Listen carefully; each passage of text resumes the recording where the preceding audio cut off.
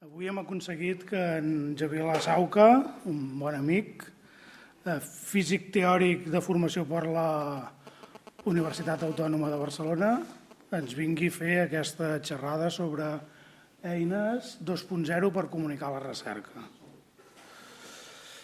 Ell és responsable de gestió del coneixement i sistemes d'informació en recerca i desenvolupament a la Secretaria d'Universitats i Recerca del Departament d'Economia i Coneixement de la Generalitat de Catalunya. Usuari avançat d'aquestes eines, de la web 2.0 i de les xarxes socials, no només a nivell particular, sinó a nivell professional. Autor de diversos articles, presentacions i del blog L'Asa Quàntic, que si no l'heu consultat us el recomano. I també està molt interessat en temes del món àrab.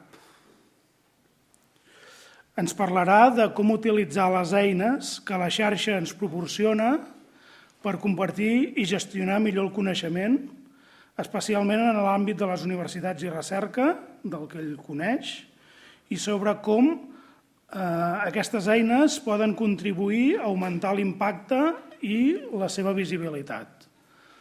Hem pensat que la recerca a la universitat és un tema que va lligat a l'activitat de la ICEA i que, per tant, ens podia aportar idees i alguna utilitat de cara a acostar-nos en aquestes eines que estan a l'ordre del dia.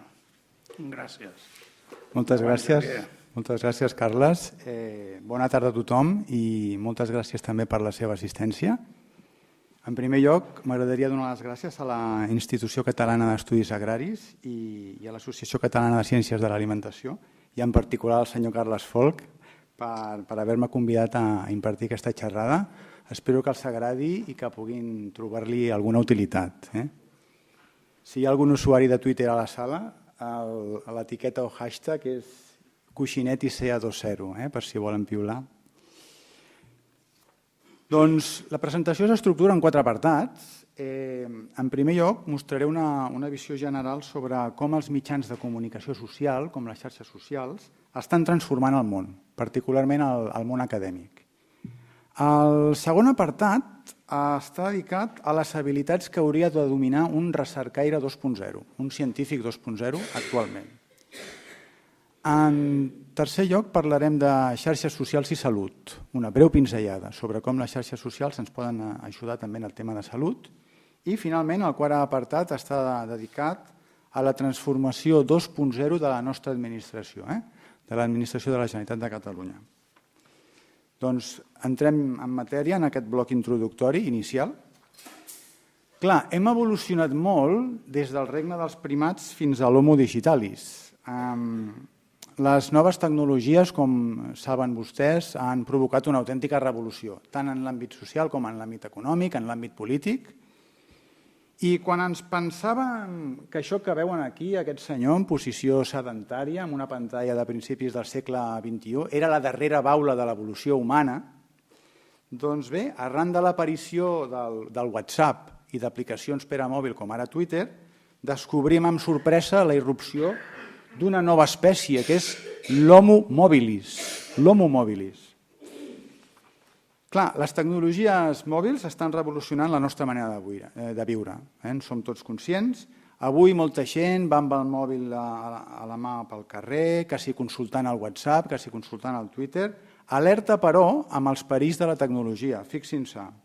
Segons aquest article, el 14% d'accidents greus mentre es travessa el carrer correspon a vianants que justament estaven utilitzant el mòbil, i els parlo d'una prestigiosa revista del grup Elsevier, fins a arribar a l'extrem que en algunes ciutats americanes estan prohibint que els vianants vagin amb el mòbil a la mà pel carrer, com mostra aquest senyal de trànsit. Clar, aquest problema d'anar amb el mòbil a la mà pel carrer comença a tenir abast universal i estimula la imaginació d'alguns urbanistes que estan donant a les persones que caminen llegint el mòbil el mateix tractament que a les bicicletes. Observin el que està passant a la ciutat xina de Chongqing. Han obert un carril exclusiu per a homo mobilis, és a dir, per a gent que va consultant el mòbil a la mà caminant. El problema és que, pel que sembla, ara xoquen entre ells en el carril. Sortosament no s'ha produït cap víctima mortal, però, en fi, és el principi. Un altre perill dels mòbils que els volia explicar, la tecnodependència. La dependència del mòbil, tècnicament coneguda com a nomofòbia, que porta associades estadístiques molt sorprenents. Jo no sé si... Jo vaig quedar francament en estat de xoc, en estat astorat. No sé si la poden llegir bé. El 80% dels alemanys prescindiria de la seva parella abans que del mòbil. Bé,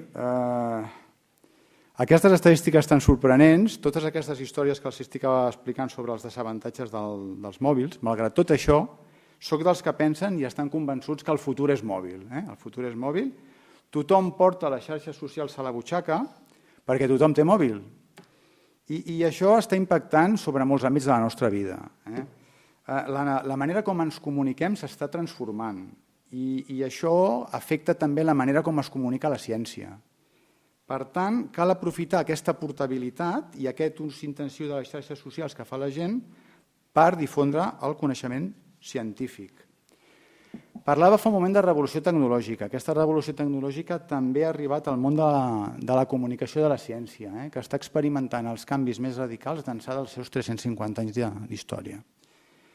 Fixin-se, des dels quaderns de Darwin o les cartes que enviava Galileu a Kepler fins al compte de Twitter de l'Organització Europea per la Recerca Nuclear o la xarxa social per a investigadors ResearchGate, comunicar qüestions científiques complexes sempre ha estat una de les tasques més importants per als científics. Què ha passat? Que, a banda dels canals formals de comunicació acadèmica, com ara són les publicacions i les revistes científiques, han aparegut darrerament tot un seguit de canals informals, com ara són els blogs, els microblogs, les xarxes socials, que són àmpliament utilitzats pels científics. Per què? Doncs per divulgar la seva recerca i fer-la arribar a un públic més ampli. Aquesta revolució també ha arribat a la manera com mesurem l'impacte que tenen les publicacions científiques.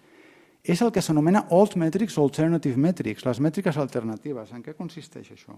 Doncs aquest concepte el podríem definir com la creació i l'estudi de nous indicadors basats en el web 2.0, o sigui, en les xarxes socials, per a l'anàlisi de l'activitat científica i acadèmica. La idea que hi ha al darrere, quina és? És la següent. Les mencions en els blogs d'un article científic o les mencions que té aquest article a Twitter poden ser una mesura vàlida de l'impacte de les publicacions científiques. Clar, això és molt polèmic i els bibliometristes, doncs alguns estan d'acord, d'altres no tant, però fixin-se que una mostra de l'emergència d'aquests indicadors és que Public Library of Science Plus doncs ja els té en compte. Per què? Doncs perquè els investigadors, els editors, les institucions o fins i tot els finançadors de la recerca puguin consultar-los i accedir-hi. Estem a punt d'acabar aquest primer bloc introductori i ho faré amb una frase del professor de Química Teòrica de la Universitat de Girona, Miquel Duran, el doctor Miquel Duran, que crec que aquesta frase ens ha de fer reflexionar. Ell diu, jo sóc jo i la meva circumstància digital. I és que actualment tan important com tenir una bona reputació acadèmica és tenir una bona reputació digital.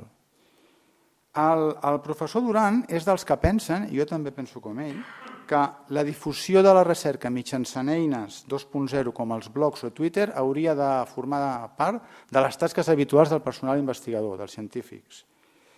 I que seria bo, fora bo, que hi hagués un reconeixement d'aquesta tasca i un sistema de recompenses destinat a promoure la comunicació de la ciència mitjançant aquestes eines de comunicació social. I per acabar aquest primer bloc, permetin-me aquesta caricatura que porta fins a l'extrem la importància de la reputació digital. Li diu al cap de recursos humans al candidat, la seva experiència com a enginyer és enorme, però en canvi la seva experiència a les xarxes socials és gairebé nul·la. Vostè no té amics, no té seguidors, la seva influència social és zero. Clar, l'altre li contesta al candidat, escolti, que jo em centro en la meva feina. I el cap de recursos humans diu, no, em temo que vostè està mort. Evidentment, aquesta caricatura porta fins a l'exageració el tema de la reputació digital, però si més no, ens dona una idea de per on van els trets. Entrem en aquest segon bloc, que és en aquest context, en aquesta era tecnològica que ens ha tocat viure, doncs cal reinventar la professió d'investigador. I cal que els científics s'adaptin a aquest nou escenari, assumeixin noves aptituds, coneguin noves eines i adquireixin noves habilitats. En resum, si els investigadors volen millorar la seva reputació digital i que la seva producció científica tingui més impacte i visibilitat, sota el meu punt de vista, haurien de conjugar aquests 5 verbs que veuen a la diapo. Crear, escoltar, comunicar, connectar i compartir. Examinem el primer verb. Crear està relacionat amb el tema dels blogs. Cada cop més investigadors i professors universitaris tenen blog i llegeixen i comenten altres blogs. En determinats entorns, fins i tot es té la percepció que els investigadors haurien de tenir blog i actualitzar-lo periòdicament. Per què? Doncs perquè es considera que en qualitat de treballadors públics haurien d'informar i divulgar sobre la seva recerca que sovint està finançada amb els impostos de la ciutadania.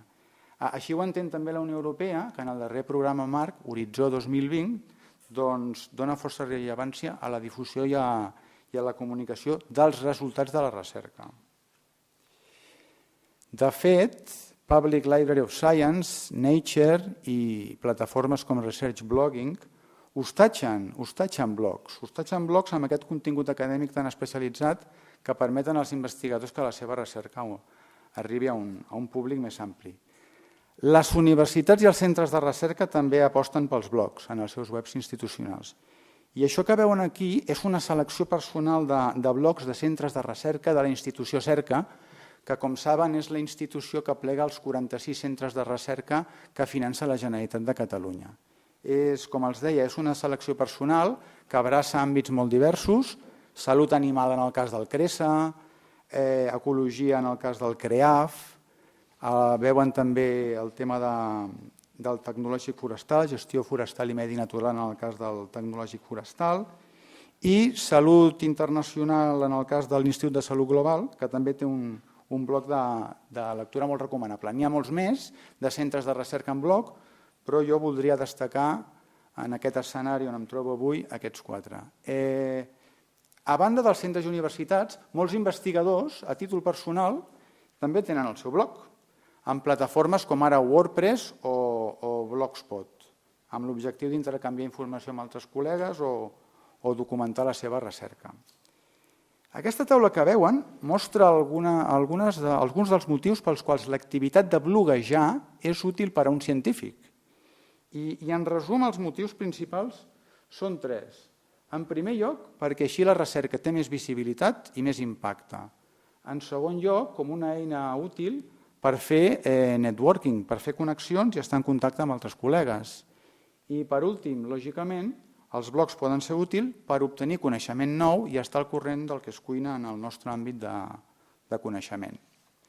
Però si em permeten que els recomani un article que amplia la informació de la taula anterior, haurien de llegir aquest post dels sociòlegs Mark Carrigan i Milina Krimakova. Aquests senyors van escriure un article que inicialment es deia 25 motius pels quals hauries de bloguejar sobre la teva recerca. Demanant als lectors del seu blog que si tenien més motius que els afegissin i per tant és un article que està fet de manera col·laborativa i actualment ja porten 38 motius. Jo el que he fet és una selecció també personal sobre quins són els motius més importants. Per mi és important bloguejar perquè incrementa la visibilitat tant del recercaire com de la seva recerca en el món acadèmic i fora del món acadèmic. I permet què? Permet als activistes, als periodistes i al públic en general que accedeixin a la seva recerca i al perfil de l'investigador. Clar, incrementa la visibilitat més que no pas un web estàtic, perquè un blog és una cosa dinàmica i que es va actualitzant periòdicament. Permet fer connexions i està demostrat que també permet trobar nous col·laboradors. Facilita l'accés a les publicacions de l'investigador i, en conseqüència, la probabilitat de ser llegit i citat. I, finalment, permet promoure esdeveniments i convocatòries, com ara congressos, conferències, calls for papers, especialment si el bloguer actualitza el seu blog bastant periòdicament i, a més, el té connectat a altres xarxes com ara Twitter. Veiem-ne un exemple. Aquest és un exemple que per mi és molt bo, de blog científic. La seva autora es diu Rosemary Redfield i és una microbiòloga de la Universitat de British Columbia a Vancouver. Des del mes d'agost de l'any 2006 ella escriu aquest blog i ja ha escrit uns 900 articles. sobre temes relacionats amb la seva recerca. Voldria que es fixessin en el seu primer article, el primer article amb què va inaugurar el seu blog.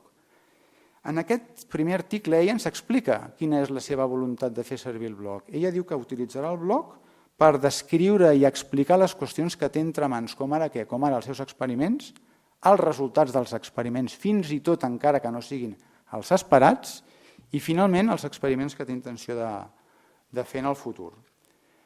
El blog de Rosemary Redfield va tenir molt de ressò com a conseqüència d'aquest article que veuen a la pantalla sobre un bacteri relacionat amb l'arsènic, on criticava durament aquest altre article, publicat a Science.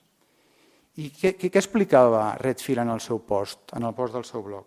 Doncs primer informava sobre la metodologia que havia utilitzat els autors de l'article de Science, per acte seguit criticar detalladament aquesta metodologia.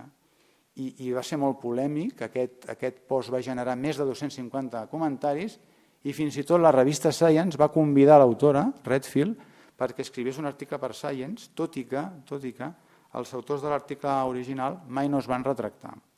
Clar, sota el meu punt de vista, això que els acabo d'explicar marca un punt d'inflexió en la dinàmica de la comunicació de la ciència, perquè tot un monstre editorial com Science es va veure obligat a reaccionar davant les crítiques d'algú que publicava en el seu blog, en un blog.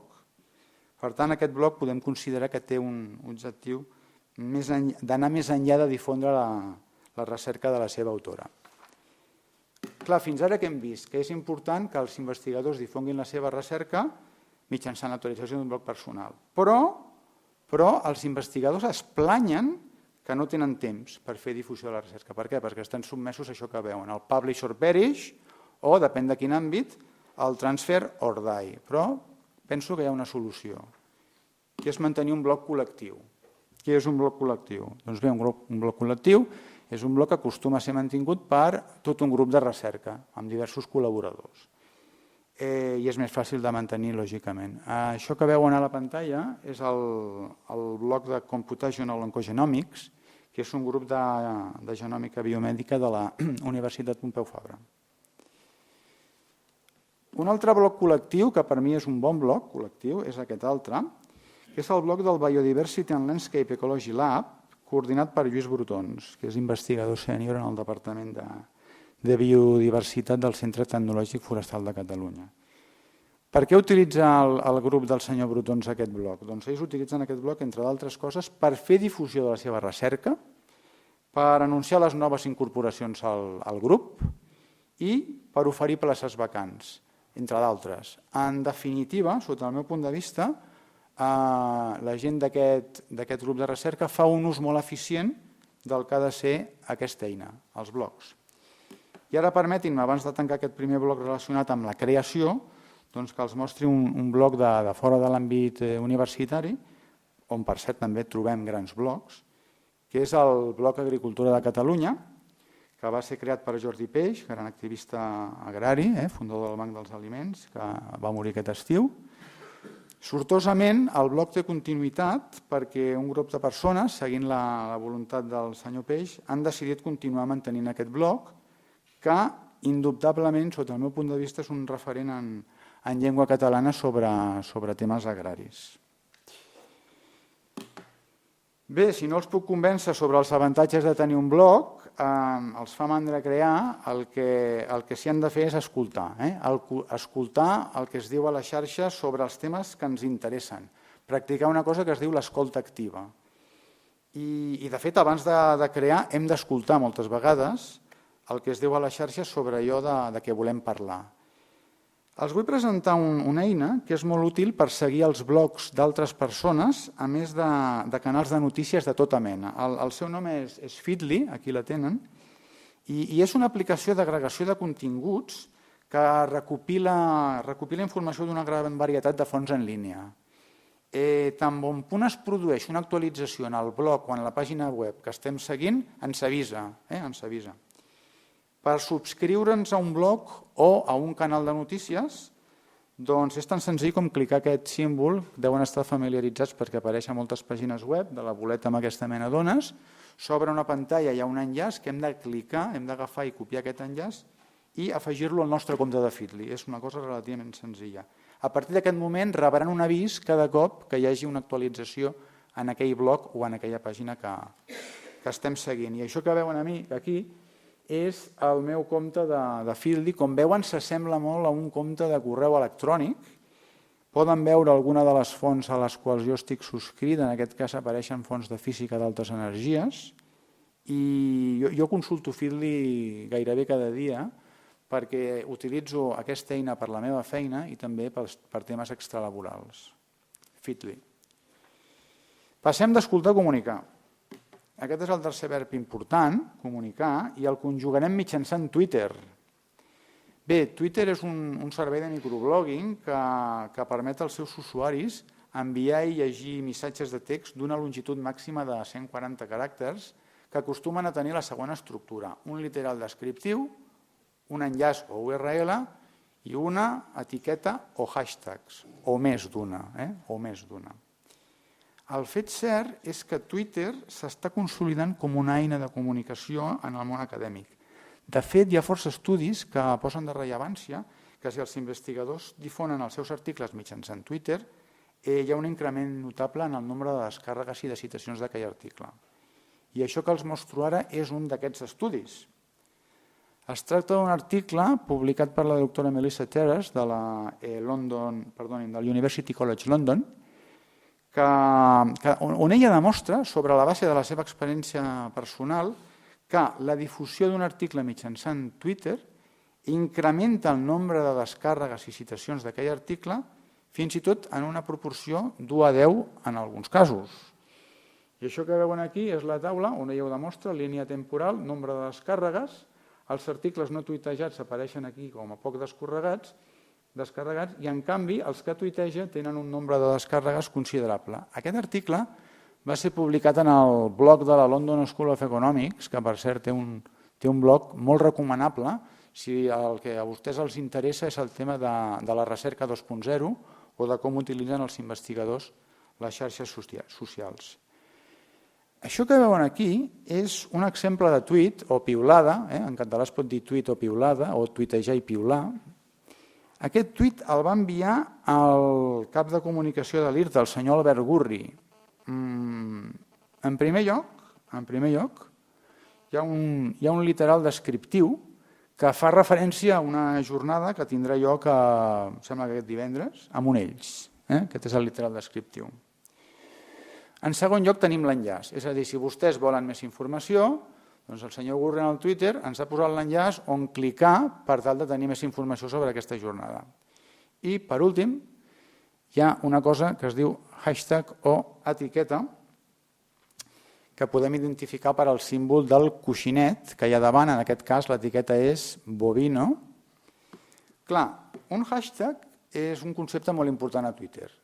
És una etiqueta que ens permet categoritzar el tema sobre el qual va el tuit. I té molta importància per dos motius. D'una banda, perquè ens permet saber què es diu a Twitter sobre un tema determinat. I de l'altra, ens permet conèixer quin és el trending topic o tema del moment. És a dir, allò de què s'està parlant amb més intensitat a Twitter en un lloc concret o en un moment determinat. Si ens centrem ara en l'àmbit nacional català, una bona part dels 46 centres de la institució Cerca també tenen una presència molt destacada a les xarxes socials i concretament 35 dels 46 centres són presents en alguna xarxa, com podran vostès comprovar si entren a aquesta pàgina web que els mostra de tots els centres de recerca a quines xarxes socials estan presents. Clar, centres com l'IRTA, el CREAF, el Tecnològic Forestal, l'Agrotècnio, fora de l'àmbit agrari, el Centre de Regulació Genòmica, l'Institut de Ciències Fotòniques, l'Institut de Recerca Biomèdica, tots tenen compte de Twitter i són presents a les xarxes socials, de la mateixa manera que grans infraestructures com el sincrotró Alba o el supercomputador Mare Nostrum també tenen Twitter i, per tant, per saber què diuen a Twitter hem de ser-hi presents. A Catalunya, penso que no ens podem queixar i que tenim un ventall de comptes de Twitter sobre l'àmbit agrari bastant interessant, tant institucionals com personals. Aquesta petita selecció que he fet mostra 6 comptes de Twitter que En la majoria dels casos tenen més de 1.000 seguidors. Tenen més de 1.000 seguidors, en la majoria de casos. Donem una ullada, si em permeten, a un exemple d'investigadora que utilitza Twitter. Aquest és el perfil de Twitter de la professora López Vigas, de la doctora López Vigas, que és doctora en Biologia i Premi Nacional de Recerca al Talent Jove l'any 2011. Actualment és investigadora i crea a la Pompeu Fabra, especialitzada en genòmica. Jo el que els volia mostrar és la seva cronologia. Què és la cronologia d'un tuitaire? Doncs és un recull de tuits. És un recull de tuits d'aquesta investigadora per demostrar-los que ella utilitza aquesta eina molt eficientment. Per exemple, el Twitter. El Twitter és aquest d'aquí baix. En el Twitter, ella ens informa sobre una eina desenvolupada per la Universitat de Washington relacionada amb el genoma humà. Ella considera que aquesta eina és interessant per als seus seguidors i, per tant, la publica a Twitter. Tweet B. El Tweet B és molt interessant perquè ella fa difusió de la seva pròpia recerca. És a dir, un investigador ha d'utilitzar Twitter, òbviament, per fer difusió de la seva pròpia recerca. En el Tweet C, ella es fa ressò d'un article publicat a la revista Science que ella considera prou interessant i, finalment, el Tweet D no és un tuit escrit per ella, sinó que és un retweet. Què vol dir un retweet? El retweet vol dir un tuit d'una altra persona, en aquest cas del doctor Eduardo Eiras. D'acord? El doctor Eduardo Eiras ha escrit un tuit interessant i ella agafa i el retuita, és a dir, l'envia com si fos un Twitter seu a la seva xarxa. D'aquesta manera, Twitter és una eina molt important perquè alguns tuits, si algú els retuita, tenen un efecte multiplicador o viral. I ara els volia fer una proposta de lectura sobre Twitter. Aquí tenen 3 articles. Aquests 3 articles van ser publicats a PLOS l'agost de l'any passat i el seu autor es diu Atif Kukaswadia. Aquest senyor és epidemiòleg. Aquest senyor va entrar a Twitter fa un parell d'anys i li va agradar tant l'eina que va decidir escriure 3 articles en aquesta revista científica per difondre les bondats de Twitter. Són 3 articles també de lectura molt recomanable. Ella esmenta en aquests 3 articles, en aquesta trilogia, els 5 motius pels quals els investigadors haurien d'utilitzar Twitter. Primer motiu, perquè té implicacions molt directes. Clar, ell és epidemiòleg i ell diu que té implicacions molt rellevants en l'àmbit de la salut pública i ho demostra mitjançant dos articles, els articles que veuen aquí a la pantalla. En el primer article, els autors van analitzar més de 500 milions de tuits i van descobrir que el seguiment d'un petit nombre de paraules clau relacionades amb la grip permet pronosticar taxes de grip futures, amb gran precisió, fins i tot amb una correlació del 95% amb les estadístiques nacionals de salut. El segon article, que també per mi és força rellevant, demostra com la desinformació es propaga a través de Twitter. Clar, jo els estic explicant els avantatges de les xarxes socials, però les xarxes socials també tenen alguns inconvenients. I un d'ells és la propagació de desinformació. Què van fer els autors d'aquest segon article? Van analitzar 1.000 tuits que esmentaven la paraula antibiòtic i van detectar que hi havia un percentatge força elevat que aquesta paraula s'havia utilitzat de manera força incorrecta. Això permet als epidemiòlegs i a les agències públiques de salut fer campanyes de difusió i de conscienciació. Bé, aquestes són les altres 4 raons per les quals el senyor Kukaswadia considera que s'ha de piular si ets investigador. En primer lloc, Twitter com a font d'informació, Twitter com a eina molt interessant de cara a conferències, jornades o congressos, Twitter com a suport a l'ensenyament i Twitter com a eina per difondre la nostra recerca en aquest escenari nou que s'obre amb les xarxes socials. Si em permeten, em centraré sobretot en el motiu 3, Twitter en congressos, jornades i conferències. Hem parlat d'aquest símbol, el coixinet, que és el símbol que serveix per etiquetar o establir categories. Ara veurem com té molta importància l'etiqueta o hashtag si estàs en un congrés o en una jornada. Això que veuen aquí és la pàgina principal de la conferència sobre seguretat alimentària global que se celebrarà l'any que ve a Nova York. Per d'aquí un any aproximadament. Doncs bé, en el marge dret de la pàgina, ben visible, podem llegir això. Hashtag oficial de la conferència, és aquest. Per tant, es tracta de l'etiqueta que hauran d'utilitzar les persones que tenen Twitter si volen parlar de la conferència, si volen dir que hi aniran, si volen dir publicaré un article sobre aquesta matèria o simplement fer difusió de la conferència. Clar, quan s'utilitza en el context d'una conferència o d'un congrés, Twitter és un complement ideal respecte a tot el que s'està esdevenint, diguéssim, en el món real en aquella conferència. I permet als assistents, però no només als assistents físics, sinó sobretot i especialment a les persones que no han pogut assistir a la conferència, comentar el que està passant, fer preguntes i participar en el debat global que està tenint lloc.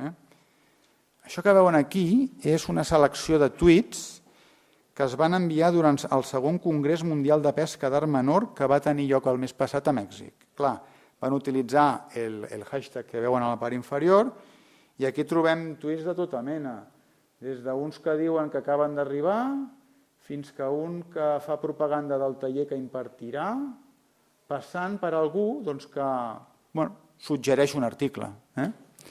Ús de hashtags en conferències.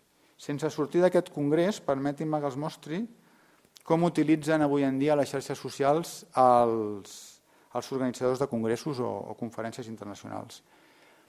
Aquesta pàgina, és la pàgina web del Congrés a la que feia referència anteriorment, té format de blog. És un blog publicat a la plataforma WordPress. Un dels avantatges dels blogs és que et pots subscriure i, per tant, rebre amb facilitat totes les informacions relacionades amb el Congrés. A més, fixin-se, a més del blog, aquí a la part superior es pot veure que també el Congrés té compte de Twitter i compte de Facebook. Per tant, aquesta és la manera com actualment es comunica la informació d'un congrés o d'una conferència internacional. I ara una cosa molt curiosa, els Twitter Chats. Una altra de les aplicacions de Twitter són els Twitter Chats, que acostumen a ser grups setmanals o quinzenals de discussió sobre diferents temes. És a dir, tot un seguit de persones especialistes d'una qüestió que es reuneixen a la mateixa hora, que es reuneixen virtualment a Twitter a una hora determinada, un dia determinat, per parlar sobre la matèria de la qual són especialistes. Aquesta és una petita mostra de xats de Twitter, n'hi ha centenars. Per exemple, veuen aquí, no es veu molt bé, però posa hashtag Oclaet de 8 a 9 els diumenges. Això què vol dir? Que els educadors de la Universitat d'Oklahoma cada diumenge de 8 a 9 agafen i tuitegen. És a dir, tenen com un fòrum per parlar del seu àmbit de coneixement. Com els dic, Twitter Chats n'hi ha desenes. Això ens ve fonamentalment del món anglosaxó. Clar, fins ara hem vist alguns exemples que demostren que Twitter pot arribar a ser una arma de comunicació massiva i aprofundim-hi, si em permeten, en 4 diapos. Clar, aquesta arma de comunicació massiva, què passa? Que sovint incomoda els totalitarismes. I a les democràcies que amb algunes actituds dels seus governants passen a ser democràcies de baixa intensitat, si més no, sota el meu punt de vista. Aquí veuen alguns exemples il·lustrats pel ninotaire Carlos Latuf. En primer lloc, el tall d'internet que Hosni Mubarak va dur a terme a Egipte, poc abans de la seva caiguda, al febrer del 2011. De fet, com recordaran molt bé tots vostès, la censura a la xarxa va ser una característica comuna de les primaveres àrabs en els seus inicis. A principis d'aquest any, a principis d'enguany, el primer ministre turc, Recep Tayyip Erdogan, va decidir bloquejar Twitter i YouTube, per evitar la difusió de notícies relacionades amb una trama de frau i corrupció que afectava el seu govern, com bé recordaran. Clar, això són greus errors polítics. Bloquejar Twitter és com disparar-se un tret en el peu, com molt bé il·lustra Latuf en aquesta caricatura. Twitter és una arma de comunicació massiva, però també és una arma de denúncia. Els posaré un exemple relacionat també amb Turquia d'aquest estiu. Bé, a finals de juliol el viceprimer ministre d'aquell país va pronunciar aquestes paraules que feia referència a que les dones no haurien de riure en públic, com bé poden veure. Bé, doncs, què va passar? Que davant d'aquest gran desplegament de conservadorisme, si em permeten l'eufemisme, Doncs, clar, moltes turques van començar a publicar les seves pròpies fotos rient a les xarxes socials. Instagram, Twitter, Facebook, i clar, el hashtag que aquí veuen, Direnkahkaha, que vol dir resisteix riu, doncs va ser trending topic, va ser tema del moment en qüestió de 24 hores. I val a dir que la campanya va comptar amb la complicitat de dones d'arreu del món. Per tant, Twitter com a arma de comunicació massiva i com a eina de denunciar. Molts avantatges té Twitter, completament d'acord, però cal fer-ne un ús assenyat i no caure en errors que poden provocar ser acomiadats de la nostra feina, com li va passar a Justin Sacco. Justin Sacco era la cap de comunicació d'Interactive Corporation, que és una empresa d'internet molt gran. Sacco estava a l'aeroport de Londres i poc abans de Nadal, esperant el seu vol que l'havia de portar de vacances a Ciutat del Cap. I no té cap altra ocurrència que publicar aquesta piulada racista que veuen aquí. Me'n vaig cap a Àfrica, espero no enganxar la sida. Estava fent broma, soc blanca. Total, que Sacco agafa, entra a l'avió, apaga el mòbil, un vol intercontinental de diverses hores, i clar, la gent que va llegir aquell tuit, la xarxa bullia contra aquest tuit. Clar, el que passa és que ella no ho sabia perquè estaven a l'avió amb el mòbil apagat. Total. Ella arriba a Ciutat del Cap i s'assabenta immediatament que acaba de ser acomiadada, degut a causa d'això, de les denúncies que havia rebut. Clar, en el procés de construcció digital, de la nostra identitat, doncs és essencial fer un ús assenyat d'aquestes eines. Bé, fins ara hem vist algunes de les utilitats de Twitter. Suposem que ens donem d'alta a Twitter. La pregunta és, i ara què fem? Sortosament, una bona mostra de l'interès que suscita Twitter en el món acadèmic i de la recerca són les guies que algunes institucions han publicat per fomentar-ne l'ús. I això que veuen en aquesta diapo són un parell de guies. La primera va ser publicada per la London School of Economics i és un document d'11 pàgines. Són documents molt breus, que expliquen des de com obrir el compte fins a com gestionar els seguidors. I la segona va ser publicada per Research Councils, també del Regne Unit. Una característica general del món de la recerca 2.0 és que en el món anglosaxó van molt per davant i, per tant, tant el Regne Unit com els Estats Units tenen moltes guies i moltes pàgines web que ensenyen als científics a utilitzar aquestes eines. Ambdós recursos són molt útils per als científics que vulguin endinsar-se en aquest món apassionant de les xarxes socials. Passem al quart verb, connectar. Això que veuen aquí són eines que ens permeten connectar, compartir informació i generar debat. N'hi ha de genèriques i que segurament coneixen, com LinkedIn, Google+, i Facebook, però també n'hi ha d'específiques per al col·lectiu científic, com Academia.edu i ResearchGate. Academia.edu és una xarxa social per a professorat universitari.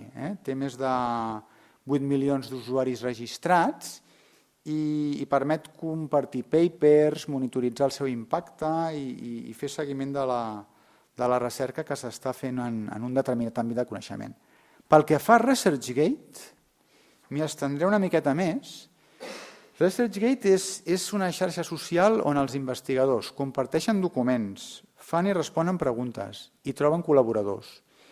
I ha estat descrit com una barreja de Facebook, LinkedIn i Twitter. És una xarxa social que té cada cop més seguidors. Actualment té 4 milions d'usuaris, entre els quals hi ha 30 milions de premis Nobel. I això que veuen aquí, aquesta diapo, el que mostra és el perfil d'una investigadora que és present a ResearchGate. Podem accedir a les seves publicacions. Aquí hi ha quatre pestanyetes. Visió general, que és això d'aquí, les seves publicacions, informació sobre el seu perfil i estadístiques. I les estadístiques ens mostren quin interès suscita tant el seu perfil com les seves publicacions. Bé, això que veuen ara, em sembla que hem arribat al cinquè verb, és algunes eines útils per compartir el coneixement científic.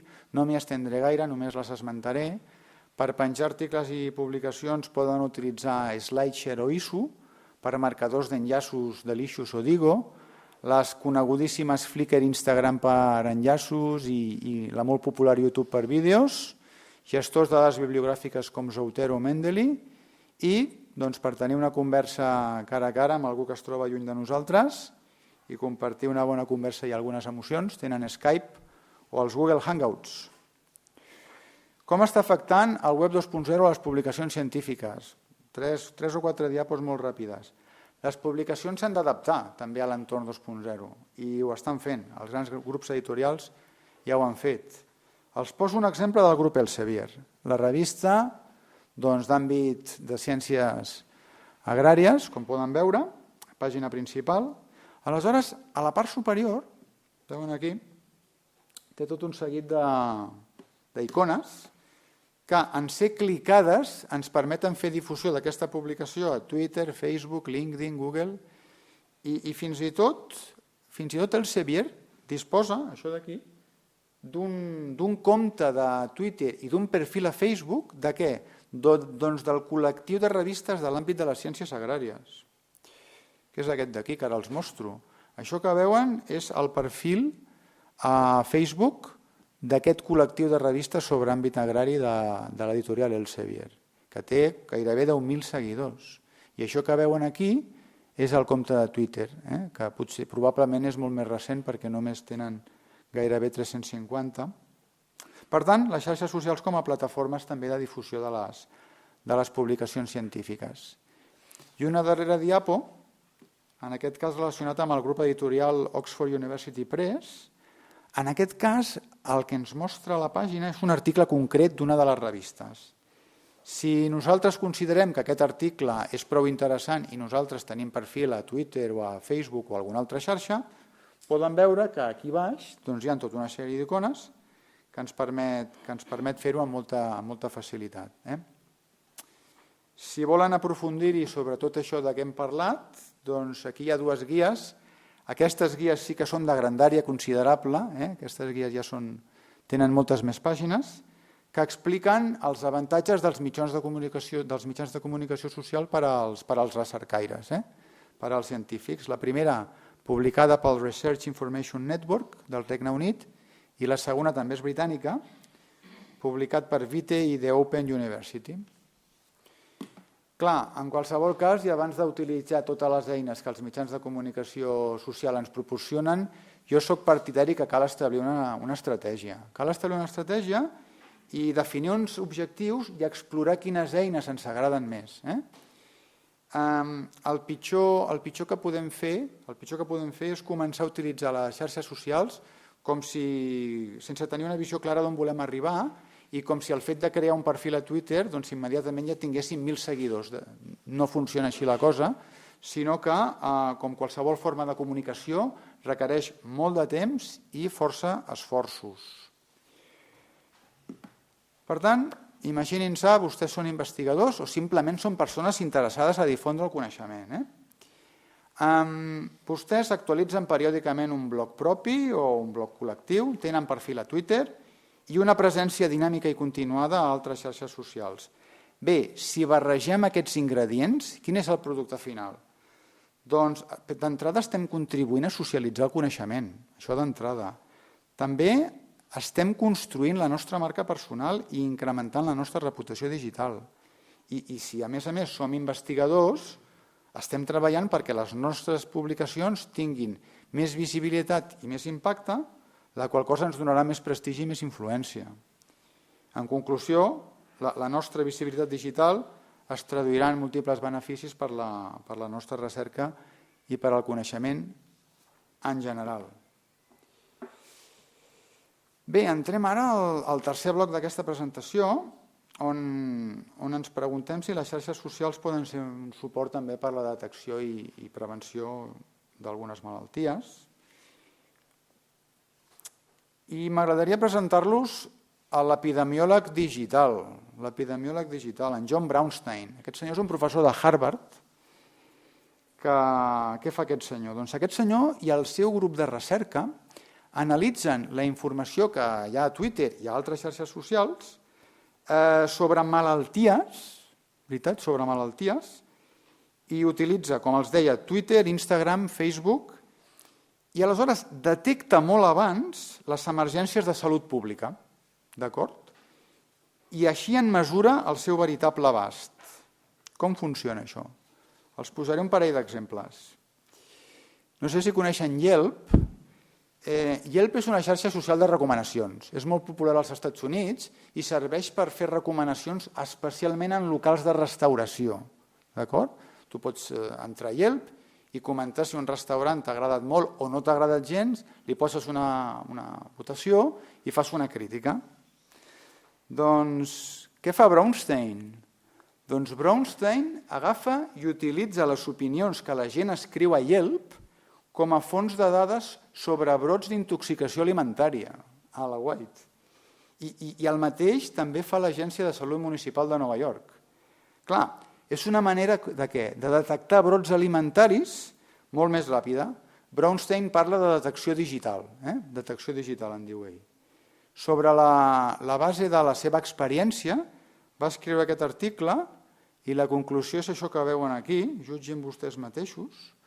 Les xarxes socials, en algun cas, en aquest cas concret per als epidemiòlegs, poden ser un complement dels sistemes tradicionals de detecció de malalties.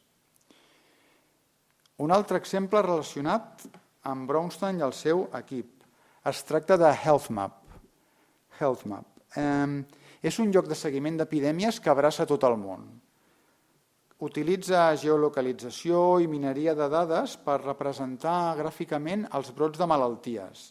Està sent utilitzat per l'Organització Mundial de la Salut, pel Departament de Defensa dels Estats Units, per la Unió Europea. Com funciona?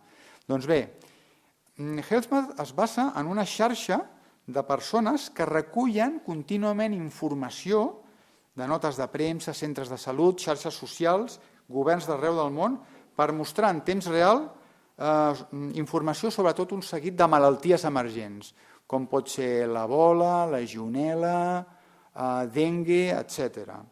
I això que veuen aquí són dues cerques que vaig fer jo directament per provar aquest recurs. La primera, la de la part superior, correspon a un radi de 500 quilòmetres al voltant del meu domicili. En aquella època hi havia el tema de la legionel·la, això era a finals de setembre, em penso. I la segona correspon al Golf de Guinea, on, com poden veure, hi ha força informació relacionada amb Ebola. Geolocalització dels llocs on es produeixen brots de malalties. Sobre el tema de l'Ebola, precisament, aquí tenen l'opinió d'un periodista científic que està al centre de l'huracà, a Nigèria. Es diu Asubuike Shikwewene, i he extret un paràgraf d'una entrevista que li van fer perquè opinés sobre com segueixen els periodistes que estan allà a Nigèria el tema de l'Ebola. A mi el que m'interessa molt és remarcar que el que diu aquest periodista sobre el paper que juguen a les xarxes socials i els blogs. Ell esmenta xarxes socials i blogs com a eines de conscienciació, identificació de riscos i de prevenció. El paper de les xarxes socials en el cas de l'Ebola. I retornant al tema dels hashtags, vaig fer una cerca, ara que parlem de salut, de l'etiqueta legionel·la, que ha estat un tema d'actualitat al nostre país. Aquí el que veuen és una selecció de 5 tuits que van enviar persones.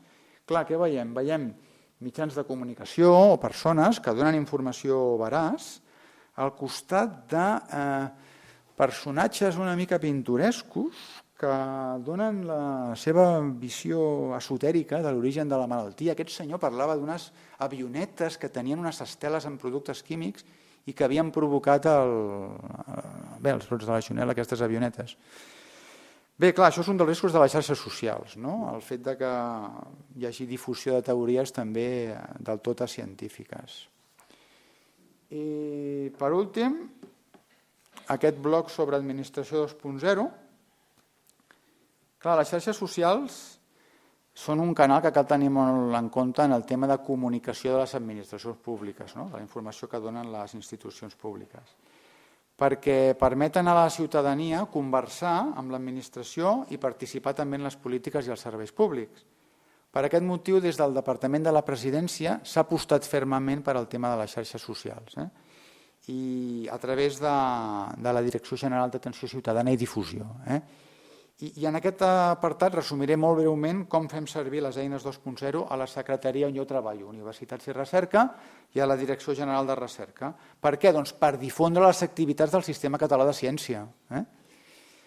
Quines xarxes socials? Per quines xarxes socials s'aposta des de la Generalitat? Fixin-se, com a blogs, plataforma WordPress. Hem parlat d'algunes altres, Twitter, Facebook, LinkedIn, YouTube, Flickr i SlideShare com a repositoris i Delicious com a xarxa social d'enllaços.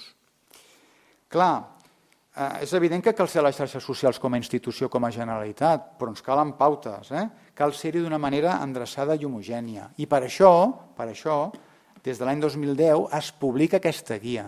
Aquesta guia és la bíblia dels community managers, de les persones que utilitzen les xarxes socials de la Generalitat de Catalunya, i estableix aquestes pautes comunes que hem d'utilitzar. La 6a edició precisament es va publicar a l'octubre de l'any passat.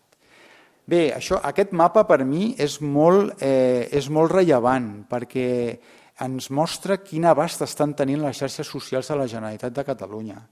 Aquest mapa mental què mostra? Cada branca és un departament i cada subbranca és una direcció general o una entitat. I les boletes que aquí veuen vostès són comptes de diferents xarxes socials. No sé si es veu molt bé des d'allà darrere, però la diapo ens dona una idea.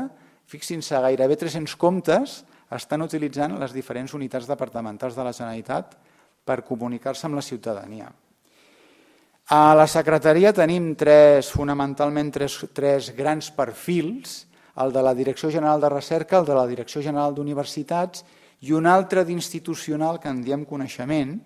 Jo em centraré fonamentalment en el de recerca, que és el que coadministrem des del meu servei. Els perfils, les xarxes socials nostres, les coadministrem des del meu servei, però també participa, lògicament, molt activament, l'àrea de comunicació de la Secretaria. I això que veuen aquí són els perfils a Twitter i a Facebook de la Direcció General de Recerca.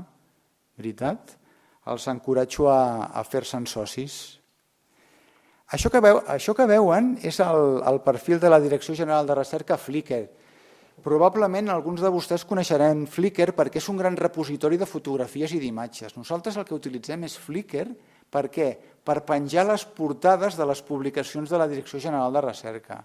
I clar, això que veuen són fonamentalment publicacions nostres, com ara els contes de la Laura i en Joan o les guies didàctiques dels personatges en joc, que són actuacions que fem destinades a què? Destinades a encoratjar la mainada perquè tingui vocacions científiques. I tenim un butlletí electrònic a la Direcció General de Recerca que es diu Recercat, que precisament fa molt poquet hem publicat el número 100, amb més de 7.100 subscriptors, amb un creixement sostingut en el temps. I això aquest creixement sostingut, creiem que és una conseqüència del fet que tenim un perfil a Twitter i un perfil a Facebook que es fa ressò també de les notícies que publiquem a Recercat, al butlletí electrònic. Si em permeten un resum ràpid de per què utilitzem les xarxes socials a la Direcció General de Recerca. A més de fer difusió de les publicacions, com ara el butlletí Recercat o les guies didàctiques dels personatges en joc i els contes de Laura i en Joan, clar, una cosa molt important per als investigadors són les convocatòries sobre recerca que publica la Gaur al DOC. Doncs nosaltres, tan bon punt es publica una convocatòria al DOC, fem una piulada que apunta a la fitxa d'aquella convocatòria perquè els investigadors puguin tenir tota la informació.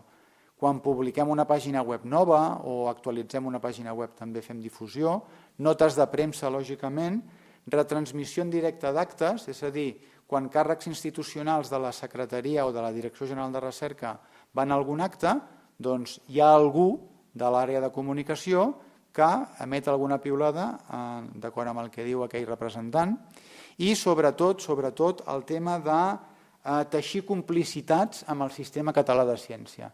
És a dir, si considerem que hi ha una actuació rellevant, un premi, una beca, una publicació o una altra informació del Sistema Català de Ciència, nosaltres contribuïm també des del nostre compte de Twitter o de Facebook a fer-ne difusió.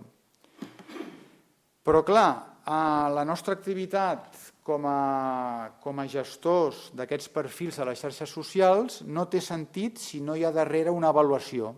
I des del Departament de la Presidència el que han fet és crear tot un conjunt d'indicadors que permeten veure si la nostra activitat és l'activitat correcta.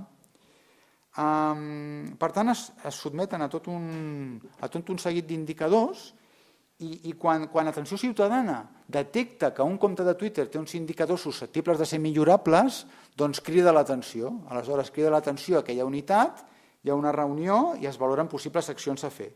Fins i tot es pot arribar a tancar temporalment un compte si no té activitat. I sortosament la bona notícia és que de moment a nosaltres encara no ens han cridat, per sort. Això que veuen aquí són tots els indicadors, no m'estendré en aquesta diapo, que es mesuren per cadascuna de les xarxes socials. En alguna diapo potser parlaré d'algun indicador concret. Això que veuen és l'informe que ens envia mensualment la Direcció General d'Atenció Ciutadana per veure precisament com anem, veritat? Per veure si som efectius a les xarxes socials. En el cas de Twitter, que aquesta diapo correspon a Twitter, 3 coses molt ràpides a destacar. Tota una sèrie d'indicadors, com el nombre de seguidors o de tuits, mencions i retuits. Quins són els usuaris més participatius? És a dir, quines persones des de Twitter ens fan retuit o ens fan menció? I una informació també molt destacable és quins tuits han tingut més difusió, d'acord? Quins tuits han sigut els que han tingut més mencions i difusió per part de la ciutadania. Això és un altre informe que ens envien trimestralment, també destinat a rendir comptes. No m'estendré, només diré que, com hem esmentat abans, les característiques més importants és el nombre de seguidors, tuits, interaccions i usuaris participatius. Una interacció vol dir un retuit o una menció, no va més enllà d'allò. I un usuari participatiu és algú que t'ha fet un retuit o t'ha esmentat. I uns indicadors més complexos, com ara l'interès i el compromís, on no entraré, perquè ja em sembla que em toca anar enfilant les conclusions. I ho faig amb aquesta cita del periodista Chris Anderson, que és editor en cap de la revista Wired. Ell destaca que cal estar a la xarxa, que cal conversar i que cal generar coneixement. A les xarxes hem d'estar per conversar, per interactuar, no solament limitar-nos a fer difusió de les nostres actuacions o activitats. Hem d'estar a la xarxa per interactuar, per conversar. Bé, al llarg de l'exposició hem vist la utilitat de les eines 2.0, com ara blogs, Twitter i altres xarxes i repositoris per comunicar ciència i d'aquesta manera millorar la nostra reputació digital i incrementar la visibilitat i l'impacte de la nostra recerca. També hem vist alguns dels avantatges que ens proporcionen les xarxes socials en l'àmbit de salut i, finalment, hem argumentat la utilitat de la presència de l'administració també a les xarxes socials per difondre les activitats de les diferents unitats administratives i els agents que hi estan vinculats. Clar, la comunicació de la ciència amb les eines del web 2.0 considero que hauria de ser una de les tasques més importants per a tothom. Amb els mitjans de comunicació social, dels quals els he parlat, els acadèmics, els científics i, en definitiva, totes aquestes persones com nosaltres que estem interessades pel coneixement, doncs tenim aquest moment el poder de dir la nostra, utilitzant aquests mitjans. Tenint en compte aquest nou escenari que ara s'obre, la nostra presència digital en el web 2.0 per comunicar ciència és, sota el meu punt de vista, indispensable. Moltes gràcies per la seva atenció, de veritat. Gràcies.